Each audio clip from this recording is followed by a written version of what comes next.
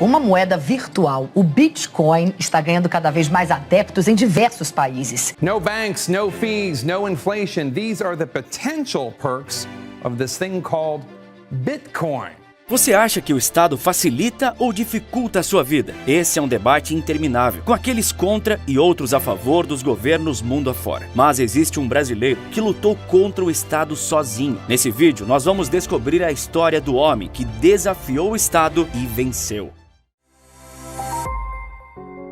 A qualidade dos serviços públicos no Brasil é algo deplorável. Hospitais superlotados são uma constante, com pacientes largados nos corredores, porque não existem leitos suficientes. Escolas caindo aos pedaços, incapazes de ensinar adequadamente uma miríade de alunos, além de lidar com professores frequentemente em greve por conta de salários ruins. Isso sem sequer entrar no mérito da violência escolar. E falando em violência, a segurança pública brasileira é uma piada em todos os níveis. Somos um país que se acostumou ao absurdo de ter mais de 50 mil mortes violentas por ano. E o que falar da economia? O Brasil luta para se reindustrializar, com um parque produtivo pífio e irrelevante. O mercado de trabalho é ruim e improdutivo. Além disso, seu salário, que já é baixo, ainda é corroído por uma inflação periodicamente alta e uma carga tributária colossal de causar revolta. Eu entendo perfeitamente quem se revolta contra o Estado brasileiro, exigindo um melhor oferecimento de serviços públicos, que veja só, eu e você pagamos para receber. Nossos impostos vão para o ralo e ninguém faz nada. Foi com esse sentimento que surgiu Daniel Fraga, um simples morador de São Paulo, que decidiu abrir um canal no YouTube para reclamar dos problemas da capital paulista. Então ele passou a documentar problemas como lixo nas ruas, asfalto esburacado e terrenos abandonados. Mas com o tempo, as críticas de Daniel passaram a ter um tom mais incisivo contra a má gestão do governo. E aí começaram seus problemas, pois ele comprou briga com quem não devia, o tão temido Estado. Mas o mais impressionante é que ele saiu vitorioso.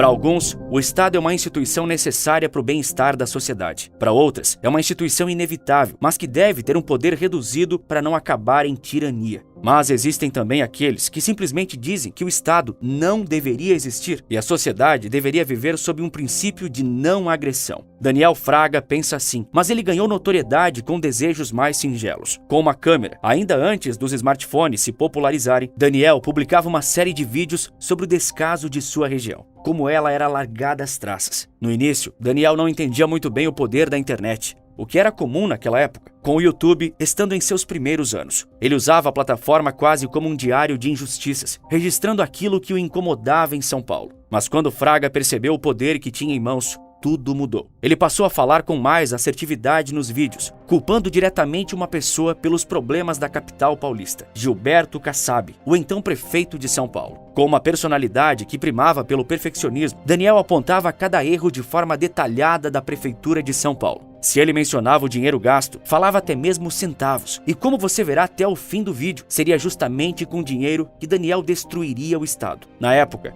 ele aparentava ter uma visão mais idealizada de mundo, antes de ser destroçada pela realidade. Isso porque ele constantemente dava a entender que acreditava que se um bom governante fosse eleito, o Estado conseguiria cumprir sua função. Seus vídeos mostravam um homem de esperança lutando por um país melhor. Evidentemente, esses desejos existem desde que o mundo é mundo, e nem por isso eles são concretizados. Daniel Fraga verdadeiramente se esforçava para mostrar o descaso que permeava São Paulo. Ele queria ser um cidadão útil e conseguiu. Mas isso, por si só, não é suficiente para mudar um país inteiro, e Daniel não demorou a descobrir essa dura verdade. A ilusão se dissipou quando Daniel Fraga olhou para o precipício, e o precipício o encarou de volta. Esse precipício era o Estado em toda a sua força. Uma força quase da natureza, que destrói aqueles que o ameaçam. É possível ir contra uma força tão poderosa? Nos últimos tempos, especialmente após o advento da internet, que democratizou o acesso à informação, a opinião de que sim, é possível destruir o Estado começou a crescer. E como fazer isso? Bem, tocando na sua fraqueza, o dinheiro. Daniel sabia disso e por isso ele venceu.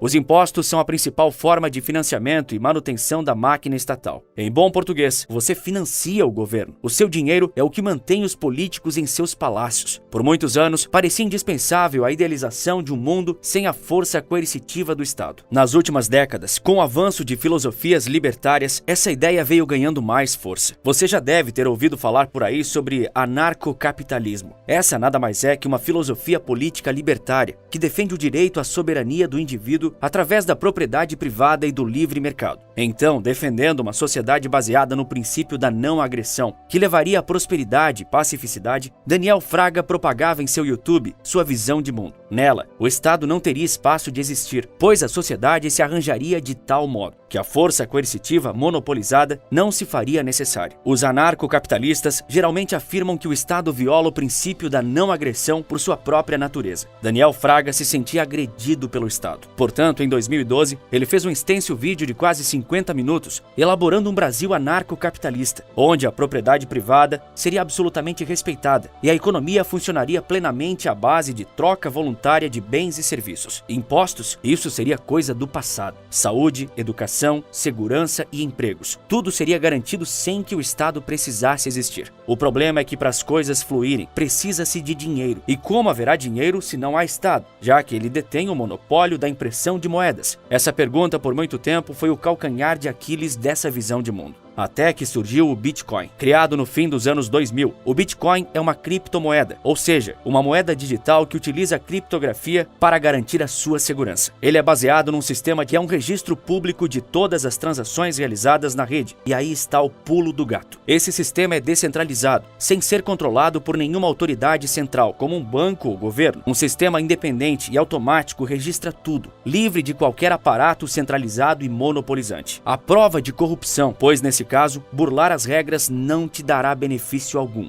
E é justamente essa descentralização uma das principais características que torna o Bitcoin uma ameaça ao poder do Estado. Isso porque o Estado depende, em grande parte, do controle do sistema monetário para exercer sua autoridade. Com o uso em larga escala da criptomoeda, ele perderia o controle sobre a oferta de dinheiro e a taxa de juros. Ao utilizar uma moeda digital descentralizada, os cidadãos podem se libertar do controle do Estado sobre seu dinheiro. Isso significa que eles podem realizar transações financeiras sem a necessidade de intermediação de um banco ou instituição financeira. Além disso, o Bitcoin pode ser usado para evitar a tributação e a regulamentação governamental, já que as transações são difíceis de rastrear e identificar. O Estado também perderia a arrecadação tributária sobre as transações financeiras. Tudo isso minaria o poder estatal, ser usado em larga escala, o que ainda não está nem perto de acontecer. Mas em meados da década passada, o Bitcoin era uma curiosidade em ascensão que capturou a atenção de Daniel Fraga. Para ele, a criptomoeda era melhor que o dólar. Ele começou a comprar massivamente o Bitcoin há muitos anos, quando ele valia apenas R$27. Hoje, um Bitcoin vale impressionantes R$141 mil.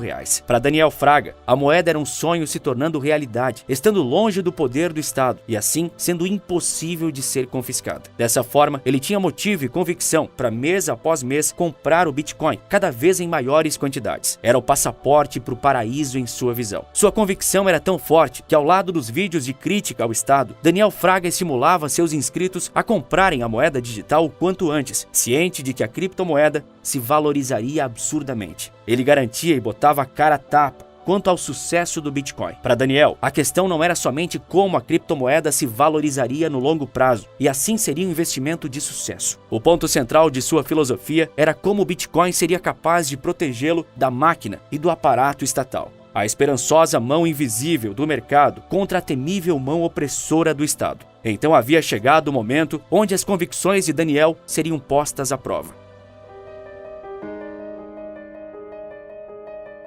Desde sempre, políticos são criticados. E quem melhor para criticar políticos do que os cidadãos, especialmente os brasileiros? Existia um brasileiro que não era Daniel, que fazia críticas ferozes aos políticos de sua região. O nome dele era Ricardo Gama, um jornalista. Ele fez duras críticas a parlamentares do Rio de Janeiro. Então foi indiciado por calúnia e difamação, justamente por criticar certas autoridades. O indiciamento deu vitória para aqueles que eram criticados, pois Ricardo Gama foi condenado a pagar R$10 mil como indenização. Em síntese, houve houve uma censura. Ricardo Gama não só foi condenado à indenização, como também chegou a sofrer uma forte agressão física, que o deixou cheio de ferimentos, hematomas e cicatrizes. Uma forma brutal de silenciamento jornalístico. Daniel Fraga ficou revoltado com isso e então decidiu agir. Ele fez isso por meio do seu canal no YouTube, que estava se popularizando cada vez mais com seus vídeos fortes. Afinal, muitas das ideias expostas por Daniel eram novas para um mar de gente. Como já mencionei, a internet democratizou o acesso à informação, inclusive aquelas que pertenciam a aulas intermináveis de filosofia e debate político. Para defender Ricardo Gama, ele não poupava palavras, chegando a ofender diretamente uma das parlamentares que processou o jornalista. Ele não tinha medo dela, nem do Estado. A deputada então passou a atacar Daniel Fraga, deixando Ricardo Gama de lado. Primeiro, ela vazou dados da própria mãe de Daniel no Twitter, um golpe baixo e até criminoso. Depois, o processou judicialmente. Mas ele realmente não tinha medo, afirmando categoricamente em seus vídeos que nenhum processo o intimidaria. Confiante, ele também atacou diversos outros juízes, parlamentares e agentes públicos num geral. Assim, a situação de Fraga passou a ficar mais grave e foi então que um juiz também o processou, solicitando a retirada dos seus vídeos na internet. Além disso, pedia a aplicação de uma multa de R$50 mil.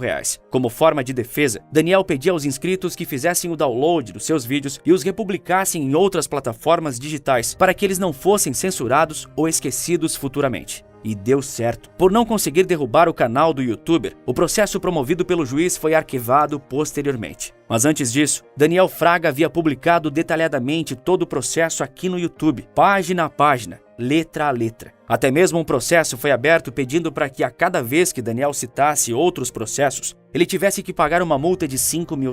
Isso mesmo que você ouviu. Pagar uma multa pela simples menção de uma ação judicial a qual ele estava envolvido e era uma parte inerente. Então ele falava que esses processos seriam apenas uma demonstração de como humilhar o Estado. Daniel chegou a ser intimidado judicialmente em sua casa por policiais civis e na ocasião chegou a documentar em vídeo o momento da intimação. Claro que ele publicou no YouTube. Daniel filmou toda a situação, mostrando que apesar de presente, não aceitaria receber a intimação. Os policiais então alegaram que isso seria enviado ao juiz, mas ele desdenhou da situação. Em suas palavras, "Manda para o juiz, cara. É o trabalho de vocês. Tô falando, você trabalha para a máfia, uma máfia estatal, para ficar coagindo pessoas pacíficas." Ele chegou a discutir com um dos policiais que alegava incômodo por estar sendo filmado pelo youtuber. Sem poupar palavras, ele falava convictamente: "Dane-se o Estado." Muitos processos vieram, mas com o tempo eles começaram a desaparecer. Isso aconteceu por uma razão simples. Seu sigilo bancário foi quebrado, mas quando as autoridades acessaram suas contas, tiveram uma surpresa. Daniel Fraga tinha apenas R$ 5,26 de saldo bancário. Ele afirmou que havia deixado o valor apenas para a manutenção da conta, para a justiça ter o trabalho de acessar a conta e não encontrar mais nada lá. Mas qual o fim de toda essa história?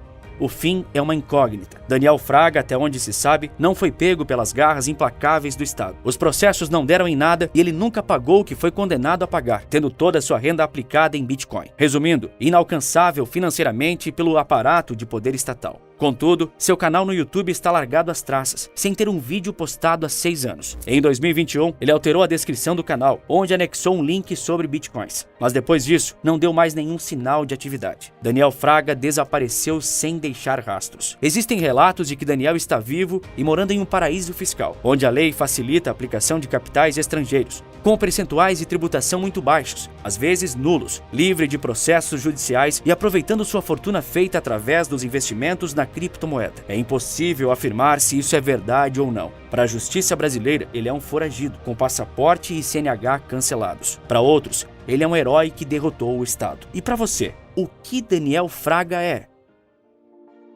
E depender do governo para ter alguma melhoria de vida, bem, a gente sabe que isso é estar fadado ao fracasso. A audiência aqui do canal é muito qualificada e já tem noção disso. E é por isso que eu decidi recrutar um grupo de pessoas comuns para se tornarem mestres digitais e faturarem até $3 mil em 30 dias, através da internet, sem precisar aparecer e sem precisar vender absolutamente nada. Se você quer ser o próximo mestre digital e ter uma renda em dólar todos os meses, apenas usando o seu computador e a internet, eu gravei uma aula secreta e gratuita mostrando detalhadamente como você pode conseguir isso. Mas essa aula não ficará disponível por muito tempo, então clique no link da descrição ou no primeiro comentário fixado.